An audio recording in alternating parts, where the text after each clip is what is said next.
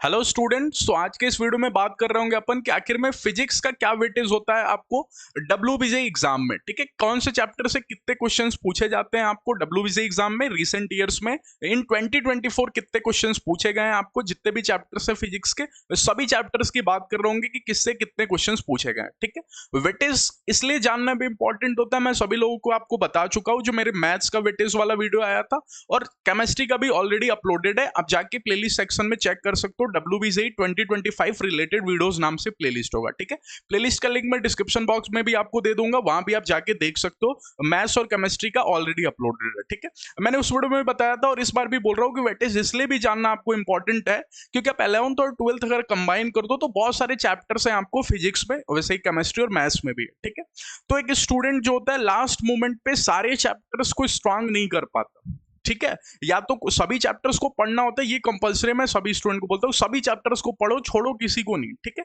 हालांकि कोई चैप्टर लग रहा हो कि बहुत डिफिकल्ट है, मेरे को बिल्कुल समझ में नहीं आ रहा, तो वो चैप्टर आप स्किप कर सकते हो।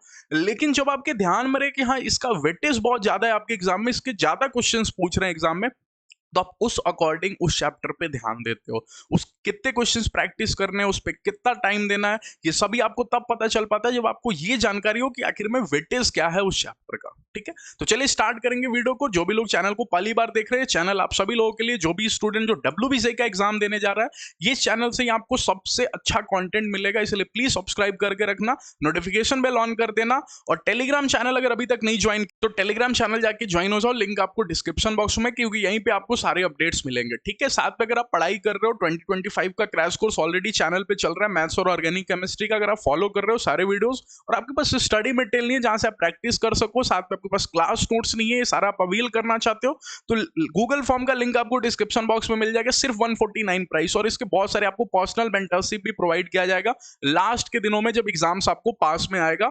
तो क्या स्ट्रेटजी रखना चाहिए आपको, पेपर कैसे अटेम्प्ट करना चाहिए, सारी बातें आपको गूगल मीट सेशन में मैं समझाऊंगा उन स्टूडेंट के लिए जो इस ग्रुप में ज्वाइन रहेंगे। साथ में मार्च के मंथ से अपन प्लान कर रहे हैं कि टेस्ट सीरीज भी डब्ल्यूबीजे का प्रोवाइड किया जाए, तो जो स्टूडेंट इस ग्रुप में रहेंगे उनको स्पेशल डिस्काउंट में मिलेगा फॉर टेस्ट सीरीज, तो जाके जल्दी से ज्वाइन हो जाओ, गूगल फॉर्म डिस्क्रिप्शन बॉक्स में फिल कर लो। ठीक है, चलिए अब देखते हैं आपको कि क्या वेटेज है सभी चैप्टर्स का। तो सबसे पहले यूनिट एंड मेजरमेंट की बात करते हैं, फिजिक्स की 11th क्लास का चैप्टर है। ठीक है, आप सभी लोगों को पता है ये चैप्टर ज्यादा कैलकुलेटिव है नहीं। ठीक है, एरर के कुछ क्वेश्चंस होते हैं जो आपको यूनिट मेजरमेंट में पूछे जाते हैं, लेकिन इसका 2 क्वेश्चंस पूछ रहा है। ठीक है, अब 40 क्वेश्चंस आपको पूछे, डब्ल्यूबीजे की फिजिक्स की बात करें तो 40 क्वेश्चंस आपके होते हैं। 40 क्वेश्चंस में अगर 2 क्वेश्चन यूनिट मेजरमेंट का पूछ रहा है और चैप्टर भी उतना टाइम नहीं लेता है, तो ये चैप्टर तो आपको छोड़ना भी नहीं चाहिए, जरूर पढ़ लेना चाहिए, अच्छे से समझ लेना चाहिए। ठीक है, क्योंकि चैप्टर भी बहुत ईजी होता है। ओके, बात करें वेक्टर अलजेब्रा की, तो ये मैथ्स जैसे स्टूडेंट को आता है, आई थिंक वेक्टर अलजेब्रा बहुत अच्छे से उसको आता होगा, क्योंकि मैथ्स में भी आपको वेक्टर मिल ही जाता है। ठीक है, तो इसका भी एक क्वेश्चन पूछ रहा है, तो ये दोनों चैप्टर आप जरूर कर लेना, यूनिट मेजरमेंट और vector algebra. Max to max आपको 1 से 2 दिन टाइम लगेगा ये दोनों को सीखने में और इसके कुछ क्वेश्चंस प्रैक्टिस करने में। ठीक है, तो इसको पढ़ लेना सही से। ठीक है, बात कर ले मोशन की, 1 डायमेंशन और 2 डायमेंशन तो सबसे बेसिक चैप्टर होता है आपको फिजिक्स में, अगर ये नहीं आया तो फिर काइनेमेटिक्स कुछ आ नहीं पाएगा आपको, तो इसलिए 1 डायमेंशन और 2 डायमेंशन इसलिए भी पढ़ना क्योंकि फिजिक्स के लिए जरूरी है। ठीक है, सिर्फ एग्जामिनेशन पॉइंट ऑफ व्यू से इसको मत पढ़ना। ठीक है, लेकिन एक क्वेश्चन से इसके पूछे भी जा रहे हो और बहुत ही इजी क्वेश्चन होता है, आप 1D और 1 डायमेंशन तो एटलीस्ट 9th क्लास से पढ़ के आ रहे हो, तो आपको इजी भी लगेगा, एग्जाम में इसके क्वेश्चन आपसे इजीली सॉल्व हो जाएंगे अगर आपने सही से प्रैक्टिस की है तो। ठीक है, तो इसको भी पढ़ लेना। ओके, बाकी लॉज ऑफ मोशन की बात करें तो ये दोनों चैप्टर ना इजी है मेरे अकॉर्डिंग, तो ये दोनों को जरूर पढ़ना, छोड़ना मत। ठीक है, एक क्वेश्चन इसके भी, दोनों के एक क्वेश्चन पूछे जा रहे हैं। ठीक है, एक क्वेश्चन इसके भी और एक क्वेश्चन इसके भी। ठीक है, सर्कुलर मोशन आप स्किप कर सकते हो, क्यों? क्योंकि इसका क्वेश्चन पूछा नहीं जा रहा है। रिसेंट ईयर्स में भी देखा गया 23 में 22 में इसके क्वेश्चन उतने होते नहीं है डब्ल्यूबीसी एग्जाम में, तो आप इसको स्किप कर सकते हो। हाँ, लेकिन अगर किसी बच्चे को फिजिक्स अच्छा लगता है तो भाई वो पढ़ सकता है। ठीक है, लेकिन एग्जामिनेशन पॉइंट ऑफ व्यू से अगर आपके पास टाइम कम है तो आप सर्कुलर मोशन स्किप कर सकते हो। बात कर लेते हैं वर्क पावर एनर्जी की, ये भी इजी चैप्टर है, ये भी, इसमें भी आपको कुछ डिफिकल्टी ज्यादा देखने के लिए मिलेगा नहीं। अगर आप सही से सीखे हो, इसके कॉन्सेप्ट्स को प्रैक्टिस भी किए हो, तो इसके क्वेश्चन भी इजी होते हैं, आप कर दोगे एग्जाम में बैठ के। ठीक है, तो एक क्वेश्चन इसका भी पूछता है, तो ये भी आपको इंपॉर्टेंट चैप्टर है, इसको भी आप पढ़ सकते हो। सेंटर ऑफ मास, देखो सेंटर ऑफ मास के 2 क्वेश्चन पूछे जा रहे हैं और इसी से आपको रिलेटेड एक और चैप्टर रोटेशनल मोशन देखने के लिए मिलेगा। सेंटर ऑफ मास और रोटेशनल मोशन थोड़ा बहुत आपस में रिलेटेड है दोनों। ठीक है, रोटेशनल मोशन के देखो 3 क्वेश्चन पूछे जा रहे हैं और सेंटर ऑफ मास के देखो 2 क्वेश्चन पूछे जा रहे हैं, मतलब सेंटर ऑफ मास और रोटेशनल मोशन मिला दो तो 5 क्वेश्चन डब्ल्यूबीसी में पूछा जा रहा है। ठीक है, तो 40 क्वेश्चन में अकेला 5 क्वेश्चन तो ये 2 चैप्टर मिला के पढ़ रहा है। पूछा जा रहा है, ठीक है। लेकिन एक बच्चा बोलेगा सर सेंटर ऑफ मास और रोटेशनल मोशन डिफिकल्ट होता है, वो work power energy, one dimension two dimension motion और लॉज ऑफ मोशन इतना इजी नहीं होता, मैंने पढ़ा हुआ है, तो सेंटर ऑफ मास और रोटेशनल मोशन मेरे को सर बहुत टफ लगता है, क्या मैं स्किप कर सकता हूँ क्या? अब देखो मैं बताऊंगा, अगर आपके पास टाइम कम है, अगर आपको सच में डिफिकल्ट, क्योंकि रोटेशनल मोशन सच में डिफिकल्ट है, जो स्टूडेंट ने फिजिक्स अच्छे से पढ़ा है उनको पता है कि हाँ रोटेशनल मोशन इतना इजी भी नहीं है कंपेयर टू वन डायमेंशन और ये लॉज ऑफ मोशन चैप्टर से इतना, ठीक है। तो अगर आपको उतना समझ में नहीं आता, आप केमिस्ट्री को ज्यादा टाइम दे रहे हो, आप मैथ्स को ज्यादा टाइम दे रहे हो, फिजिक्स को उतना टाइम नहीं दे रहे हो, आपकी फिजिक्स उतनी अच्छी नहीं है, देन आफ्टर आप सेंटर ऑफ मास और रोटेशनल मोशन को स्किप कर सकते हो, भले ही इसका वेटेज हो, मैं फिर भी बोल रहा हूँ स्किप कर सकते हो। क्यों? क्योंकि आपको फिजिक्स को, केमिस्ट्री को ज्यादा टाइम देना है, आपको मैथ्स को ज्यादा टाइम देना है। मैं ओवरऑल बात कर रहा हूं, मैं सिर्फ फिजिक्स के वीडियो में फिजिक्स की बात नहीं कर रहा, ठीक है, ध्यान से सुनना। लेकिन अगर आप फिजिक्स पे ज्यादा फोकस कर रहे हो, आपकी केमिस्ट्री उतनी अच्छी नहीं है, आपकी मैथ्स भी उतनी अच्छी नहीं है, फिर भैया रोटेशनल मोशन और सेंटर ऑफ मास मत छोड़ना, क्योंकि 5 क्वेश्चन वेटेज इसी का है अकेला, ठीक है। तो वेटेज वाइज इंपॉर्टेंट है, ओके। प्रॉपर्टीज ऑफ मैटर बिल्कुल पढ़ना, बहुत इंपॉर्टेंट चैप्टर है, छोटा चैप्टर है, इजी चैप्टर, और लेकिन 4 क्वेश्चन रोटेशनल मोशन से ज्यादा वेटेज 2024 में इसका था, ठीक है। तो इसलिए बिल्कुल स्किप मत करना, बहुत इंपॉर्टेंट है। हीट एंड थर्मोडायनेमिक्स की बात कर लेते हैं। हीट एंड थर्मोडायनेमिक्स के आपके 2 क्वेश्चन देखने को मिलेगा। थर्मोडायनेमिक्स केमिस्ट्री में भी कहीं आप देखने के लिए मिल जाता है आपको, तो इसको पढ़ लेना, फिजिक्स में भी काम में आ जाएगा, केमिस्ट्री में भी काम में आ जाएगा, ठीक है। तो ये भी इंपॉर्टेंट है, हीट एंड थर्मोडायनेमिक्स। एसएचएम आप चाहो तो स्किप कर सकते हो, लेकिन अगर आपने एसएचएम स्किप किया तो आपका एक चैप्टर और स्किप हो जाएगा, दैट इज आपको वेव्स, ठीक है, क्योंकि इसके एक एक क्वेश्चन पूछे जा रहे हैं। अब इन दोनों को भी मैं इसलिए बोल रहा हूँ स्किप करना, उन स्टूडेंट्स के लिए जिन्होंने ज्यादा टाइम केमिस्ट्री पे देना है, जिन्होंने ज्यादा टाइम मैथ्स पे देना है, क्योंकि आप तीनों चैप्टर, तीनों सब्जेक्ट्स को स्ट्रॉन्ग करके नहीं जा सकते एग्जाम में। लाना तो आपको अच्छा रैंक है, थोड़ी ना आपको तीनों सब्जेक्ट्स में मास्टर्स करना है, ठीक है। तो ध्यान से सुनना, अगर आप मैं एग्जामिनेशन पॉइंट ऑफ व्यू से बात करूं, आपने केमिस्ट्री को ज्यादा टाइम देना है, आपने मैथ्स को ज्यादा टाइम देना है, फिर आप एसएचएम और वेब्स को स्किप कर सकते हो, ठीक है। क्योंकि आपने एसएचएम स्किप किया तो वेब्स अपने आप हो जाएगा, क्योंकि दोनों में बहुत रिलेशन है, ठीक है। ग्रेविटेशन की मत छोड़ना, 9th क्लास से ही पढ़ के आ रहे हो, एक क्वेश्चन भी पूछा जा रहा है एग्जाम में, इजीली बैठ के कर सकते हो इसके क्वेश्चन, ठीक है। इलेक्ट्रोस्टैटिक्स बिल्कुल मत छोड़ना, 12th क्लास का चैप्टर, आप बोर्ड्स के लिए तो प्रिपेयर करते ही हो। इलेक्ट्रोस्टैटिक्स हो गया, बाकी आपको करंट इलेक्ट्रिसिटी हो गया, वेटेज भी देखो 2 क्वेश्चन रह रहा है, और करंट इलेक्ट्रिसिटी तो बच्चों को सबसे आसान लगता है, ठीक है। तो मत छोड़ना इलेक्ट्रोस्टैटिक्स और करंट इलेक्ट्रिसिटी, इसको आप अपने लिस्ट में रख सकते हो इंपॉर्टेंट चैप्टर के, ठीक है। बात करें कैपेसिटेंस की, तो करंट इलेक्ट्रिसिटी पढ़ रहे हो तो कैपेसिटेंस भी, कैपेसिटर भी पढ़ सकते हो, थोड़ा बहुत रिलेटेड है दोनों में, series combination parallel combination just थोड़ा अपोजिट हो जाता है, लेकिन थोड़ी बहुत चीजें आपको दिखेंगी दोनों में सिमिलर, ठीक है।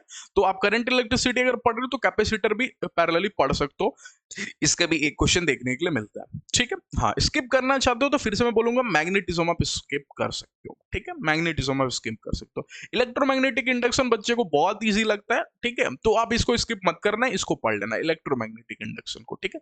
लेकिन ध्यान सुनना, मैग्नेटिज्म के जितने फॉर्मूले हैं ना, इस चैप्टर में बहुत सारे फॉर्मूले मिलेंगे आपको, ठीक है। फॉर्मूले जरूर याद कर लेना, ठीक है। जैसे आपको मैग्नेटिक, तो इसके फॉर्मूले बिल्कुल स्किप मत करना, ठीक है, क्योंकि इसके फॉर्मूले बाकी चैप्टर्स में भी काम में देखने के लिए मिल जाता है। अल्टरनेटिंग करंट देखो 2 क्वेश्चन पूछे जा रहे हैं, लेकिन इसका ये बात करो तो बहुत छोटा चैप्टर है, अल्टरनेटिंग करंट उतना बड़ा चैप्टर नहीं है, तो लेकिन 2 क्वेश्चन रख रहा है तो आप इसको भी पढ़ सकते हो, ठीक है। इलेक्ट्रोमैग्नेटिक वेव्स 1 दिन का चैप्टर है, 1 क्वेश्चन पूछ रहा है, आप इसको बिल्कुल मत छोड़ना। रे ऑप्टिक्स की बात कर रहे हैं, ठीक है।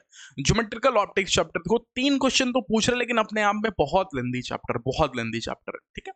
लेकिन एक बच्चा सोचता है सर रे ऑप्टिक्स कहीं ना कहीं लाइट चैप्टर आपने स्टैंडर्ड 10th में भी पढ़ा होगा, ठीक है, तो उसी को जस्ट कंटिन्यू होता है, और इसमें बहुत सारे आपको फॉर्मूले मिलेंगे, बहुत सारे आप क्वेश्चंस मिलेंगे जो आपने 10th में देखा भी नहीं होगा, ठीक है, क्लास 10th में, जो आपको 12th में मिलेगा रे ऑप्टिक्स में। तो अगर कोई बच्चे को ये समझ में आ रहा है, अच्छा चैप्टर लग रहा है, मजा आ रहा है ये पढ़ के, तो अब फिर आप इसको कर सकते हो, वरना आप इसको स्किप कर सकते हो, क्योंकि बहुत लेंदी चैप्टर है, ठीक है। तो आप इसको कर भी सकते हो स्किप, वो स्टूडेंट कर सकते हैं जिनके पास टाइम कम है, केमिस्ट्री को ज्यादा देना है टाइम, मैथ्स को ज्यादा देना है टाइम, ठीक है, वो स्टूडेंट स्किप कर सकते हैं। लेकिन रे ऑप्टिक्स मैक्सिमम स्टूडेंट को बहुत इजी लगता है और बहुत इंटरेस्टिंग चैप्टर है, ठीक है। नेक्स्ट बात कर लेते हैं आपको वेव ऑप्टिक्स, ठीक है। वेव ऑप्टिक्स को आप चाहो तो स्किप कर सकते हो, थोड़ा सा डिफिकल्ट चैप्टर है, थोड़ा सा, अगर आपने वेव्स, एसएचएम और वेव्स को छोड़ दिया, ठीक है, तो आप वेव ऑप्टिक्स भी स्किप करना ही पड़ेगा आपको, क्योंकि फिर आपको अगर पढ़ना चाहते हो तो तीनों को पढ़ना पड़ेगा, एसएचएम को, वेव ऑप्टिक्स को और वेव्स, तीनों को एक साथ पढ़ना हुआ, तीनों एक बॉक्स में आते हैं, ठीक है। और अगर आपने एसएचएम और वेव्स को छोड़ रखा है तो फिर आप वेव ऑप्टिक्स को भी स्किप कर सकते हो, भले ही इसके 2 क्वेश्चंस पूछे जा रहे हैं, लेकिन आपको केमिस्ट्री पे फिर मैथ्स पे ज्यादा फोकस करना पड़ेगा, ठीक है। क्योंकि मैं मान के चल रहा हूं अगर आप फिजिक्स में 20 नंबर भी लेके आ जा रहे हो, ठीक है, और केमिस्ट्री में अगर आप 30 नंबर लेके आ रहे हो, ठीक है, 30 नंबर 50 में, ठीक है, मैं 30 ही मान रहा हूं, तो आपके 50 मार्क्स यहां बन जा रहे हैं, ठीक है। और इनकेस अगर आपने 40 नंबर भी मैथ से कर लिया, 100 में से 40 नंबर भी, तो 90 मार्क्स पे आपको जादवपुर यूनिवर्सिटी तक, अगर आप वेस्ट बंगाल के हो तो जादवपुर यूनिवर्सिटी तक गेट खुल गया, ठीक है। लेकिन अगर आप आउटसाइडर भी हो तो लोअर ब्रांच में या फिर जादवपुर यूनिवर्सिटी में एंट्री आपकी मिल जाएगी, ठीक है। और 10 मार्क्स और आपने पुश कर दिया, 100 मार्क्स तक लेके आगे, लाइक केमिस्ट्री और फिजिक्स मिला के अगर आप 5-5 नंबर बढ़ा सकते हो, या मैथ्स में अगर आप और 10 नंबर बढ़ा सकते हो 100 मार्क्स पे, तो आप जेयू के लिए बिल्कुल सेफ हो, ठीक है। तो आपको दिमाग से खेलना है इस एग्जाम को, बिल्कुल भी चालाकी के साथ खेलना है, क्योंकि एग्जाम क्रैक करना यही मेन पॉइंट है। एंड ऑफ द डे यही मैटर करेगा कि क्या आपसे एग्जाम क्रैक हुआ या नहीं हुआ, क्या आपको अच्छा रैंक आया या नहीं आया, क्या आपकी जादवपुर यूनिवर्सिटी में एडमिशन हुई या नहीं है, यही मैटर करेगा आपके लिए, ठीक है। तो इसलिए थोड़ा दिमाग से खेलना।